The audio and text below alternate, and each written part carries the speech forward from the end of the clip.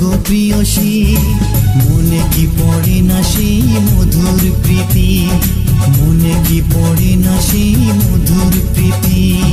পুষ্পে ভরা তোমার পেলাম চিঠি।